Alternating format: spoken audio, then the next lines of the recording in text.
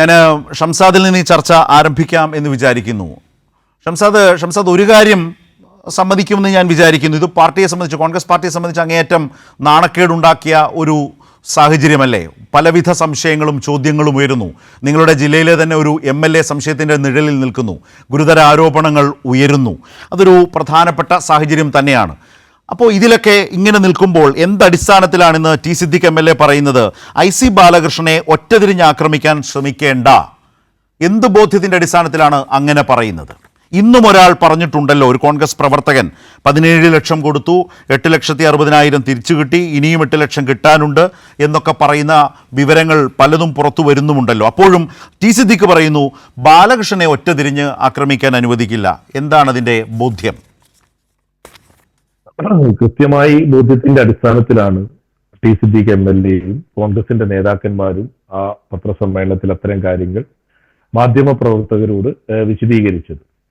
ഇവിടെ നിങ്ങൾ ഉന്നയിക്കുന്ന ആക്ഷേപങ്ങൾ അല്ലെങ്കിൽ താങ്കൾ പറഞ്ഞതുപോലെ വലിയ പ്രത്യാരോപണങ്ങളുടെ നൽകുമ്പോൾ 2 ഇൻസിഡന്റുകളാണ് ഇതിനുമായി ബന്ധപ്പെട്ടുള്ളത്. ഒന്ന്, പീറ്റർ എന്ന് പറയുന്ന ആള് വിജയേട്ടനുമായി ബന്ധപ്പെട്ടുണ്ടാക്കിയ ഒരു ഉടമ്പടിയുടെയും ഇന്ന് കൈരളി ചാനൽ അടക്കം പ്രക്ഷേപണം ചെയ്ത ഐസക് താമരച്ചാലിൽ എന്ന് പറയുന്ന വ്യക്തിയുമായി ബന്ധപ്പെട്ട ഒരു സാമ്പത്തിക ക്രമക്കേടുമാണ് നിങ്ങളുടെ ആക്ഷേപങ്ങൾ, ഉന്നയിക്കപ്പെടുന്ന ആക്ഷേപങ്ങളുടെ ആധാരം എന്ന് പറയുന്നത്.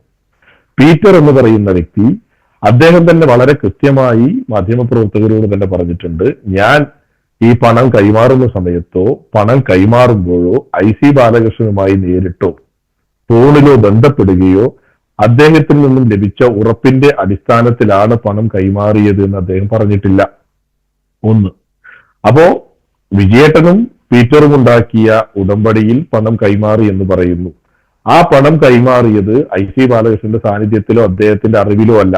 അങ്ങനെ അദ്ദേഹത്തിന്റെ അറിവില്ലാതെ ഉണ്ടായ ഒരു ഉടമ്പടിയുടെ ഉത്തരവാദിത്വം എങ്ങനെയാണ് IC ബാലകൃഷ്ണൻ ഏറ്റെടുക്കേണ്ടി വരുന്നത് എന്നുള്ളതാണ്. ഞാനും ഷംസാദ്, അതിലൊരു സംശയം. ഇപ്പോൾ ഇങ്ങനെ ജോലി വാഗ്ദാനം ചെയ്ത് പണം വാങ്ങുമ്പോൾ അതുമായി ബന്ധപ്പെട്ട് ആർക്കും ഒരു തരത്തിലും തെളിവ് കൊടുക്കാൻ കഴിയില്ല, ഉറപ്പെഴുതി കൊടുക്കാൻ കഴിയില്ല, പ്രധാനപ്പെട്ട ആളുകൾ രംഗത്ത് വരില്ല. പക്ഷേ പ്രധാനപ്പെട്ട ആളുകളുടെ അടക്കം സാന്നിധ്യം, അന്ന് അദ്ദേഹം DCC പ്രസിഡന്റാണ്, വിജയനോ DCC ജനറൽ സെക്രട്ടറി ആയിരുന്നു, എന്നെക്കാൾ നന്നായി ഷംസാദിന് അറിയാം, ഞാൻ മനസ്സിലാക്കുന്ന കാര്യങ്ങളാണല്ലോ. DCC ജനറൽ സെക്രട്ടറി ആയിരുന്നു, ട്രഷററാണ്. അപ്പോൾ ട്രഷറർ തന്നെ, DCC ട്രഷറർ തന്നെ വന്ന് ഈ ഒരു ഡീല് നടത്തുന്നുവെങ്കിൽ, ഉറപ്പ് നൽകുന്നുവെങ്കിൽ അതിന് പിന്നിൽ ആരൊക്കെ ഉണ്ടാകും എന്നതിനെ സംബന്ധിച്ചൊരു ബോധ്യം വളരെ സ്വാഭാവികമായി അവിടെ ഈ പണം കൊടുക്കുന്ന ആളുകൾക്ക് വരികയല്ലേ, സൃഷ്ടിക്കുകയല്ലേ? 2, ഇപ്പോൾ പീറ്റർ ഐസക് പറഞ്ഞൊരു കാര്യം എന്താണ്, അർബൻ ബാങ്കാണ്, DCC തീരുമാനിക്കാതെ, പ്രസിഡന്റ് ഇല്ലാതെ, ബോർഡ് ഇല്ലാതെ ഇതൊന്നും നടക്കില്ല എന്ന് പറയുന്ന ഒരു ബോധ്യം സൃഷ്ടിക്കുകയാണ്. ആ ബോധ്യം സൃഷ്ടിക്കുന്നിടത്ത് DCC പ്രസിഡന്റായിട്ടുള്ള IC ബാലകൃഷ്ണൻ മുമ്പിൽ വരണമെന്നില്ല, സ്വാഭാവികമല്ലേ? ആ ഒരു ബോധ്യം ആരെങ്കിലുമൊക്കെ സൃഷ്ടിക്കപ്പെടുന്നുണ്ടെങ്കിൽ അതിന്റെ ഉത്തരവാദിത്വം എങ്ങനെയാണ് അതിനകത്ത് പേര് വരുന്ന ആളുകൾക്ക് ഉണ്ടാവുന്നത്? ഇപ്പൊ എന്റെ പേരിൽ ഒരാൾ പണം താങ്കളിൽ നിന്നും കൈപ്പറ്റുന്നു, 10 ലക്ഷം രൂപ ഞാൻ പറഞ്ഞിട്ടാണ് എന്ന് പറഞ്ഞ് കൈപ്പറ്റുമ്പോൾ താങ്കൾ ആ പണം കൊടുക്കുന്നു, താങ്കളും പണം കൈമാറുന്ന എഗ്രിമെന്റ് ഉണ്ടാക്കുന്നു. ഞാൻ അറിയാതെ, എന്നോട് താങ്കൾ ചോദിക്കാതെ, എന്റെ സമ്മതമില്ലാതെ, എന്റെ പ്രസൻസ് ഇല്ലാതെ ഒന്നും നടക്കുന്ന ഒരു ഇടപാടിന്റെ ഉത്തരവാദിത്വം പിന്നീട് വർഷങ്ങൾ കഴിയുമ്പോൾ ഞാൻ ഏറ്റെടുക്കണം എന്നുള്ളതാണോ? അങ്ങനെയല്ലോ. ആ ഒരു ജനറൽ സ്റ്റേറ്റ്മെന്റ് ഇതിൽ ഫിറ്റ് ആവാതെ വരുന്നത് എവിടെയാണ്? വഴിപോക്കനല്ല. നിങ്ങൾ തന്നെ ഇപ്പോഴും വിജയേട്ടൻ എന്ന് വിളിച്ച DCCയുടെ ട്രഷററായ വിജയനാണ് ഒരു ഭാഗത്ത് നിൽക്കുന്നത്. മനസ്സിലായില്ലേ?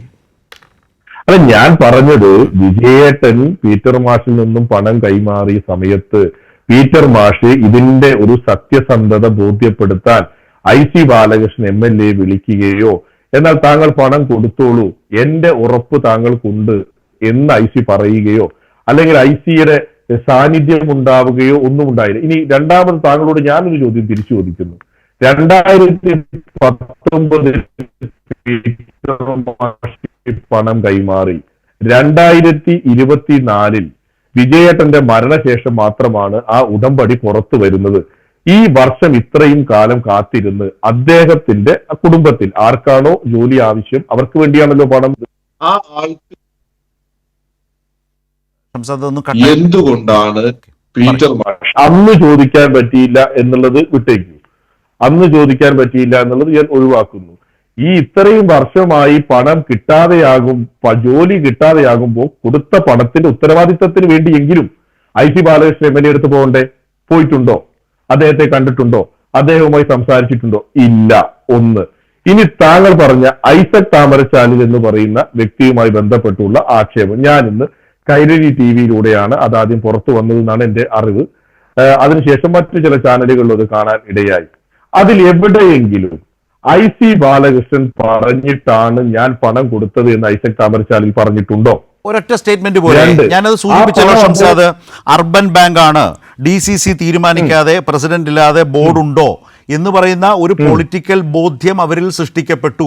ഒന്നാമത്തെ കാര്യം അത് വളരെ പ്രധാനപ്പെട്ട. രണ്ട്, ഈ വിഷയത്തിൽ അന്നു മുതൽ ഈ പലരും ഈ തട്ടിപ്പ് പുറത്തു വന്നപ്പോൾ ഈ ഐസക് താമരശാലിൻ്റെ തന്നെ പണം 17 ലക്ഷം കൊടുത്തിട്ട് 8.5 ലക്ഷം രൂപയ്ക്കധികം തിരിച്ചു കൊടുത്തല്ലോ. അപ്പോൾ പലപ്പോഴും പണം പലതും ചെറിയ ഗഡുക്കളായി കൊടുത്തിട്ടുണ്ടാകാം. ഈ ഇടപാടുകൾ നടന്നു വരുന്നത് കൊണ്ട് ഒന്നാമത് ഇത് നിയമവിരുദ്ധ പരിപാടിയാണ്. ജോലി നൽകാം എന്ന് പറഞ്ഞ് വളഞ്ഞ വഴിയിൽ നിയമവിരുദ്ധമായി ജോലി സമ്പാദിക്കാൻ വേണ്ടി വളഞ്ഞ വഴിയിലൂടെ പണം കൊടുക്കുകയാണ്. അതുകൊണ്ട് തന്നെ അവർക്ക് എങ്ങനെയെങ്കിലും ഈ പണം തിരിച്ചെടുക്കാനേ കഴിയൂ. അപ്പോൾ പാർട്ടിക്കകത്ത് പരാതിക്കാർ കൂടുതൽ സമ്മർദ്ദം ചെലുത്തുന്നു. അതിൻ്റെ ഭാഗമായിട്ടായിരിക്കില്ലേ വിജയൻ KPCC അധ്യക്ഷന് പരാതി കൊടുത്തത്? എന്തുകൊണ്ട് പാർട്ടി ഇടപെട്ടില്ല, പാർട്ടി പരിശോധിച്ചില്ല? രണ്ട്, DCC പ്രസിഡന്റ് ആയിരിക്കുന്ന IC ബാലകൃഷ്ണന്റെ ഈ ഇതിൽ ആരോപിതനായി നിൽക്കുന്ന ഒരാളുടെ വാക്കു മാത്രം കേട്ട് അത് വിശദീകരിക്കുന്ന ഷംസാദിന്റെ വിശദീകരണം എങ്ങനെ പൊതുസമൂഹം സ്വീകാര്യമായിട്ട് എടുക്കും? കാരണം IC ബാലകൃഷ്ണൻ MLA സംശയത്തിന്റെ നിഴലിൽ നിൽക്കുകയാണല്ലോ. അദ്ദേഹത്തിന്റെ വിശദീകരണം വെച്ച് നമ്മൾക്ക് ഇതിൽ അദ്ദേഹം നിരപരാധിയാണ്, അദ്ദേഹം ഇതിൽ ഇടപെട്ടിട്ടേ ഇല്ല എന്ന് വാദിച്ചാൽ എങ്ങനെ ആളുകൾ ഉൾക്കൊള്ളും, അക്സെപ്റ്റ് ചെയ്യും ഷംസാദ്? ഞാൻ താങ്കളോട് ചോദിച്ച ചോദ്യം, ഐസക് താമരശാലിൽ നിന്നും 2 പേർ പണം വാങ്ങി, ഉടമ്പടിയുണ്ട്, അതിനകത്ത് ചെക്ക് കൊടുത്തിട്ടുണ്ട്, ഇതൊന്നും ഞാൻ നിഷേധിച്ചില്ല.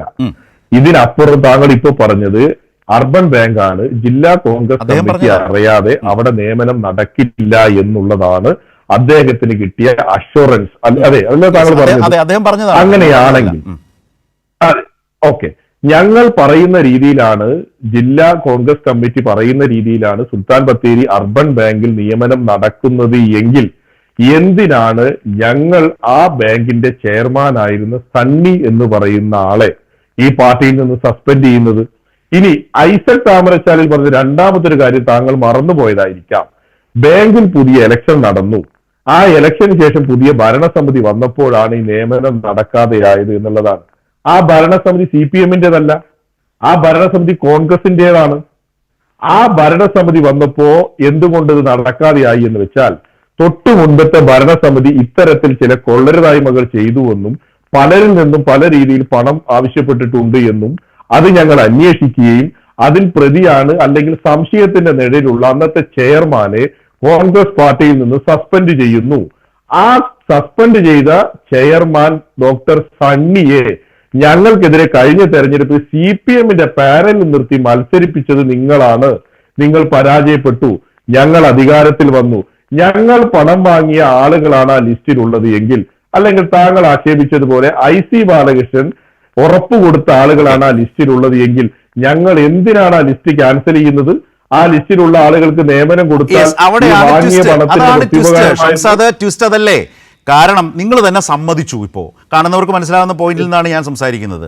ഞാൻ റഫീഖിലേക്ക് വരികയാണ്. റഫീഖ്, അതായത് നിങ്ങളുടെ ഭരണസമിതി, തർക്കമില്ല, നിങ്ങളുടെ ഭരണസമിതി എന്ന് പറയുന്നത് DCC-യുടെ നിയന്ത്രണത്തിൽ, കോൺഗ്രസിന്റെ നിയന്ത്രണത്തിൽ നിൽക്കുന്ന അർബൻ ബാങ്ക്. അവിടെ തെരഞ്ഞെടുപ്പ് വരുന്നു, പുതിയ ഭരണസമിതി വരുന്നു. ആ പുതിയ ഭരണസമിതി തന്നെ മനസ്സിലാക്കുന്നു, മുൻ ഭരണസമിതി പല കള്ളക്കളികളും നടത്തി, എന്റെ വാക്കല്ല ഷംസാദിന്റെ വാക്കാണ്, എന്ന് വെച്ചാൽ പണം വാങ്ങിച്ച് അവിഹിതമായ ആളുകൾക്ക് ജോലി നൽകാമെന്ന് കോൺഗ്രസ് പ്രവർത്തകരെ പറഞ്ഞ് വിശ്വസിപ്പിച്ച് പണം കൈപ്പറ്റി. അത് മനസ്സിലാക്കിയ പുതിയ ഭരണസമിതി അതിന് തയ്യാറാകുന്നില്ല. കാരണം അവരാരും ഈ പണം വാങ്ങിയിട്ടില്ല എന്നല്ലേ സങ്കല്പത്തിൽ മനസ്സിലാക്കേണ്ടത്. അവരിതിനെതിരാകുന്നു. അപ്പോൾ തൊട്ടു മുമ്പുണ്ടായിരുന്ന ഭരണസമിതി അങ്ങനെ പണം വാങ്ങി അതിലാരെങ്കിലും നീങ്ങുമ്പോൾ DCC ട്രഷറർ ഒരു ഭാഗത്ത് നിൽക്കുന്നു, മറുഭാഗത്ത് DCC പ്രസിഡന്റ് ആയിരുന്ന IC ബാലകൃഷ്ണൻ സംശയത്തിന്റെയും ആരോപണത്തിന്റെയും നിഴലിൽ നിൽക്കുന്നു. പുതിയ ഭരണസമിതി എതിർത്തുകൊണ്ടാണ്, അല്ലെങ്കിൽ ക്ലീനായി നടന്നു പോയേനെ എന്ന് വിചാരിക്കാം, അനുമാനിക്കാം. ഇനി അനുമാനം അവിടെ നിന്നോളൂ. താങ്കളുടെ അറിവിലേക്ക് ഞാനൊരു കാര്യം പറയാം. ഈ പുതിയ ഭരണസമിതി പുതിയ രൂപത്തിൽ പുതുമുഖങ്ങളെ വെച്ച് 13 പേര് CPM-നെതിരെ മത്സരിച്ച് ജയിക്കാൻ കാരണമായത് സുൽത്താൻ ബത്തേരി നിയോജക മണ്ഡലം MLA ശ്രീ IC ബാലകൃഷ്ണൻ ചെയർമാനായ ഒരു ഇലക്ഷൻ കമ്മിറ്റി നിങ്ങളുടെ വാദമല്ലേ? അത് നിങ്ങളുടെ വാദമല്ലേ? പബ്ലിക്കിന് എന്ത് ഇൻട്രസ്റ്റ് ആണ് അതിലുള്ളത്? പബ്ലിക്കിന് എന്ത് ഇൻട്രസ്റ്റ് ആണ്? ഞാൻ പറഞ്ഞ രീതിയിൽ എടുത്തുകൂടെ? അത് നിങ്ങളുടെ വാദം. ഞാൻ തിരിച്ചൊരു കാര്യം ചോദിക്കട്ടെ. പുതിയ ചെറുപ്പക്കാർ, ഷംസാദ്, പുതിയ ചെറുപ്പക്കാർ വരുന്നു. അവര് DCC പ്രസിഡന്റ് അനുഗ്രഹാശിസുകളോടെ വന്നതാകാം. പക്ഷേ ഭരണത്തിൽ കയറി കഴിഞ്ഞപ്പോഴാണ് ഇതെല്ലാം മനസ്സിലാകുന്നതെങ്കിൽ ഈ കളിക്ക് നിൽക്കാൻ ഞങ്ങൾ തയ്യാറല്ല എന്ന് വിചാരിച്ചു കളി പാളി. അങ്ങനെയാകാമല്ലോ. അത് ഞാൻ താങ്കളോട് ചോദിച്ചൊരു ചോദ്യം ഉണ്ടല്ലോ. അങ്ങനെയാണെങ്കിൽ ഞങ്ങൾ കുഴപ്പക്കാരനാണ് കണ്ടെത്തിയാൽ പിന്നെ CPM മത്സരിപ്പിക്കുന്നത്. അങ്ങനെയാണെങ്കിൽ എന്തുകൊണ്ടാണ് DCC അതിനേക്കാൾ ഉത്തരവാദിത്വം ഷംസാദ് നിങ്ങളുടെ പാർട്ടിക്കില്ലേ? KPCC പ്രസിഡന്റിന് ഒരു പരാതി കൊടുത്തിട്ട് അതും നിങ്ങളുടെ MLA-ക്കെതിരെ അടക്കം പരാതി പോയിട്ട് എന്തേ പാർട്ടി അതിനകത്ത് നടപടികൾ സ്വീകരിച്ചില്ല? പറയാം. 2019 വിജയേട്ടൻ കൊടുത്തു എന്ന് പറയുന്ന കത്ത് പുറത്തു വന്നത് അല്ലെ? ഇതിനു മുമ്പ് 2 കത്തും നടന്നിട്ടുണ്ട് ഇവിടെ. അത് താങ്കൾക്ക് അറിയോ? റഫീഖിനെ പറയാം. RP ശിവദാസ് എന്ന് പറയുന്ന ഒരാളുടെ പേരിൽ ഒരു കത്ത് പുറത്തു വരുന്നു. കുറെ ആളുകൾ, കുറെ കോൺഗ്രസ് നേതാക്കന്മാർ ബാങ്ക് നിയമനത്തിന് പണം വാങ്ങി എന്ന് പറയുന്നു. CPM വലിയ രീതിയിൽ ഇതുപോലെ കൈരളി ചാനൽ അടക്കം CPM അടക്കം ഇത് ഏറ്റെടുക്കുന്നു. 2 ദിവസം കഴിഞ്ഞ് RP ശിവദാസ് വന്ന് പറയുന്നു, ഞാൻ അങ്ങനെ ഒരു കത്ത് എഴുതിയിട്ടില്ല, ഞാൻ ആർക്കും കത്ത് കൊടുത്തിട്ടില്ല, കഴിയുന്നു. 2023 ഇതിനു മുമ്പ് CPM അതിനേക്കാൾ വിശ്വാസ്യതയുള്ള ഞാൻ വിചാരിക്കുന്നത് അങ്ങനെയാണ് ഷംസാദ്. ഞാൻ വിചാരിക്കുന്നത് അതിനേക്കാൾ വിശ്വാസ്യത KPCCയുടെ പ്രസിഡന്റിനുണ്ട്. KPCC പ്രസിഡന്റിന് വിജയൻ പരാതി. ശരി ഷംസാദ്, നമ്മൾ തമ്മിലാണല്ലോ, ഞാൻ വേറെ ആരോടും അല്ലല്ലോ ചോദിക്കുന്നത്. KPCC പ്രസിഡന്റിന് അങ്ങനെ ഒരു പരാതി പോയിട്ടുണ്ടോ? KPCC ഓഫീസ് അത് ശരിവെക്കുന്നുണ്ടോ? ചോദ്യം. ബാക്കി ഷെയ്ഡി ക്യാരക്ടേഴ്സ് ഒക്കെ അവിടെ നിൽക്കട്ടെ. അല്ല, ഞാൻ ഒറ്റ സെക്കൻഡ്. ഇതിനുമായി ബന്ധപ്പെട്ട് 2019 വിജയേട്ടൻ KPCCക്ക് അയച്ചു എന്ന് പറയുന്ന കത്ത് അയച്ചാൽ വിജയേട്ടനാണ്. ഇനി അതിനകത്ത് താങ്കൾ പറഞ്ഞ പോലെ KPCC കത്ത് കിട്ടിയോ ഇല്ലെന്ന് വ്യക്തമാക്കട്ടെ. എന്റെ എത്ര വർഷം ഇപ്പോഴും അവിടെ വന്നപ്പോ KPCCക്ക് ഇപ്പോഴും ഈ ചർച്ചയുടെ സമയത്ത് പോലും പറയാൻ കഴിയുന്നില്ല. ഞാൻ വിജയൻ പരാതി തന്നിരുന്നോ? ഞാൻ സംസാരിക്കട്ടെ. 2019 കത്തയച്ചു. 2021 2 അന്വേഷണ കമ്മീഷൻ ഇവിടെ വന്നു. വിജയേട്ടൻ ഈ കത്തുമായി ബന്ധപ്പെട്ട് എന്തെങ്കിലും മൊഴി കൊടുത്തിരുന്നോ? കൊടുത്തിട്ടില്ല. 2019 മുതൽ 2024 വരെ DCC യോഗത്തിൽ IC ബാലകൃഷ്ണൻ ഞാനും വിജയേട്ടൻ അടക്കം പങ്കെടുത്തു. ഈ കത്തിനെ കുറിച്ച് ഏതെങ്കിലും ഒരു യോഗത്തിൽ വിജയേട്ടൻ പറഞ്ഞിട്ടുണ്ടോ? എന്തെങ്കിലും പരാതി പറഞ്ഞിട്ടുണ്ടോ? 2024 വരെ എല്ലാ നേതാക്കന്മാരും വയനാട് ജില്ലയിൽ വന്നു. വിജയേട്ടൻ ഇതുമായി ബന്ധപ്പെട്ട് പരാതി പറഞ്ഞിട്ടുണ്ടോ? ഈ പ്രശ്നമില്ലായിരുന്നു ഷംസാദ്. നിങ്ങളുടെ പാർട്ടി ക്ലോസ് ചെയ്തില്ലല്ലോ, വിഷയം ക്ലോസ് ചെയ്തോ ഷംസാദ്? ഞാൻ പറയട്ടെ, ഞങ്ങളുടെ അനുഭവത്തിലുള്ള 2 കത്തിന്റെ അവസ്ഥ ഞാൻ പറഞ്ഞു. വ്യാജ കത്തുകൾ വരികയും അവര് തന്നെ അത് നിഷേധിക്കുകയും ചെയ്തതാണ്. വിജയേട്ടന്റെ മരണശേഷമാണ് ഈ കത്ത് വരുന്നത്. അതെന്തായാലും വിജയേട്ടൻ അല്ലല്ലോ ആ കത്ത് പുറത്തു വിട്ടിട്ടുണ്ടാവുക. ഉറപ്പല്ലേ? അങ്ങനെയാണെങ്കിൽ കോൺഗ്രസ് പാർട്ടി എന്തിനാണ് സണ്ണി ജോസഫ് കമ്മീഷനെ വെച്ചത്? എന്താണ് ആ കമ്മീഷന്റെ കണ്ടെത്തൽ? അത് പബ്ലിക്കിൽ പറഞ്ഞിട്ടുണ്ടോ? പറയാം. ഞങ്ങൾ കമ്മീഷനെ വെക്കുന്നത് കോൺഗ്രസ് പാർട്ടിക്കകത്ത് നടന്ന ഇന്റേണൽ ഡിസ്കഷന്റെ ഭാഗമായിട്ടാണ്. ഡിസ്കഷന്റെ ഭാഗമായി ഡോക്ടർ സണ്ണിയുടെ നേതൃത്വത്തിലുള്ള അർബൻ ബാങ്കിന്റെ പ്രവർത്തനങ്ങളിൽ പാർട്ടി പ്രവർത്തകർക്ക് വലിയ പ്രതിസന്ധിയുണ്ട്. അവിടെ പല കാര്യങ്ങളും നിയമവിരുദ്ധമായി നടക്കുന്നു. പത്രമാധ്യമങ്ങളിൽ നിരന്തരം വാർത്ത വരുന്നു, സോഷ്യൽ മീഡിയയിൽ വാർത്ത വരുന്നു. ബത്തേരി കേന്ദ്രീകരിച്ച് ബാങ്ക് ഭരണസമിതി ഒരു ഭാഗത്തും കോൺഗ്രസ് പ്രവർത്തകരും നേതാക്കന്മാരും മറുഭാഗത്തും എന്നുള്ള സാഹചര്യം വരുന്നു. ഇവരെ വിളിച്ച് സംസാരിക്കുന്നു, നല്ല രീതിയിൽ ഭരണം മുന്നോട്ട് കൊണ്ടുപോകുന്നു പറയുന്നു. വീണ്ടും ആക്ഷേപങ്ങൾ, പരാതികൾ വരുന്നു. IC ബാലകൃഷ്ണൻ MLA ജില്ലാ കോൺഗ്രസ് കമ്മിറ്റിയുടെ പ്രസിഡന്റ് ആയിരിക്കുമ്പോഴാണ് 3 അംഗ സമിതിയെ വെച്ച് ഇത് അന്വേഷിക്കുന്നത്. ആ 3 അംഗ സമിതിയെ വെച്ചു അത് ഞങ്ങളുടെ പാർട്ടിയുടെ ഇന്റേണൽ ഡിസ്കഷനാണ് സാർ. അതിൽ ഞങ്ങൾ ചർച്ച നടത്തി, ഞങ്ങൾ മൊഴിയെടുത്തു. ചില ആളുകൾ വന്ന് പരാതികൾ പറഞ്ഞു, ചില ആളുകൾ പരിഭവങ്ങൾ പറഞ്ഞു, ചില കണ്ടെത്തലുകൾ ഉണ്ടായി. ഞങ്ങളത് KPCCക്ക് റെഫർ ചെയ്തു. വീണ്ടും KPCC 2 അംഗ സമിതിയെ വെച്ചു. അവരും ഒരു പരിശോധന നടത്തി.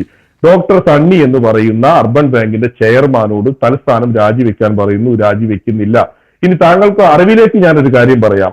ഈ ബാങ്കിൽ ഏറ്റവും വലിയ കുഴപ്പം നടന്ന കഴിഞ്ഞ ഭരണസമിതി അവസാന കാലത്ത് അഡ്മിനിസ്ട്രേറ്റീവ് ഭരണത്തിലേക്ക് പോകുമ്പോൾ പിണറായി വിജയൻ ഭരിക്കുന്ന കേരള സർക്കാർ അഡ്മിനിസ്ട്രേറ്ററായി വെച്ചത് ഡോക്ടർ സണ്ണി എന്ന് പറയുന്ന ആളെയാണ്. കോൺഗ്രസ് പുറത്താക്കിയ അത് ഡോക്ടർ വേറൊരു സണ്ണിയായിരുന്നു സഹകരണ അർബൻ മേഖലയുമായി ബാങ്കിന്റെ ബന്ധപ്പെട്ട അഡ്മിനിസ്ട്രേറ്റർ. നിങ്ങളുടെ തർക്കവും ഡിസ്പ്യൂട്ടുമാണ്. ഇവിടെ ലക്ഷങ്ങൾ വാങ്ങി ജോലി നൽകാം എന്ന് വാഗ്ദാനം ചെയ്ത് തട്ടിപ്പ് നടത്തി. ആ തട്ടിപ്പ് വലിയ പ്രശ്നമായി മാറി. പ്രശ്നമായപ്പോൾ ഇരിക്കപ്പുറതിയില്ലാതെ അതിലുണ്ടായിരുന്നു എന്ന് കരുതേണ്ട ഒരാൾ, അദ്ദേഹത്തിൻ്റെ മകൻ, ആരോപണ വിധേയരായി നിൽക്കുന്ന ആളുകൾ ആത്മഹത്യ ചെയ്തു. അവരിപ്പോൾ ബലിയാടാക്കുന്ന അവരെ ബലിയാടാക്കുന്ന അല്ലെങ്കിൽ ആ ട്രഷറെ ബലിയാടാക്കുന്ന ഒരു നില വന്നു. അവിടെ 2 മരണം സംഭവിച്ചു. ഷംസ്, അതിലേക്ക് ഞാൻ വരാം. അപ്പോഴും DCC പ്രസിഡന്റ് അക്കാലത്തായിരുന്ന ഇപ്പോഴും MLA ആയ IC ബാലകൃഷ്ണനെതിരെ ഗുരുതര ആരോപണങ്ങളും സംശയങ്ങളും ഒക്കെ ഉയരുന്ന പശ്ചാത്തലമുണ്ട് എങ്കിൽ പാർട്ടി എത്രമാത്രം അത് വ്യക്തമായി അന്വേഷിച്ച് ജനങ്ങൾക്ക് മുമ്പിൽ ക്ലിയർ ചെയ്യാൻ ചെയ്തിട്ടുണ്ടോ എന്നുള്ള പ്രധാനപ്പെട്ട പ്രശ്നം അവിടെയുണ്ട്.